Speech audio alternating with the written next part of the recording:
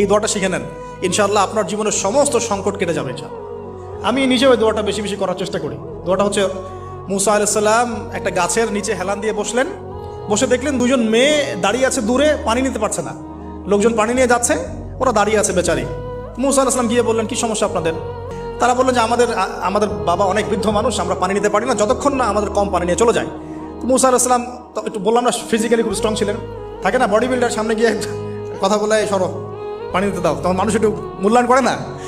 তো মুসা আলাইহিস সালাম এভাবে পানি নিয়ে দিলেন এবং বাছুরদেরকে পানি পান করালেন, করিয়ে গাছের নিচে এসে বসে আছেন। বসে বসে তিনি দোয়া করছেন, এই যে দোয়াটা তিনি দোয়া করছেন, রব্বি, একটা নেক কাজ করলেন, নেক কাজ করলেন না, মানুষের উপকার করলেন, নেক কাজ করে এসে গাছের নিচে বসে দোয়া করছেন, আল্লাহ এখানে তো আমার খাবার পানি বাসস্থান কিছুই নাই, আমি কি করব? রব্বি ইন্নি লিমা আনজালতা ইলাইয়া মিন খায়রিন ফাকির, রব্বি ইন্নি লিমা আনজালতা ইলাইয়া মিন খায়রিন ফাকির।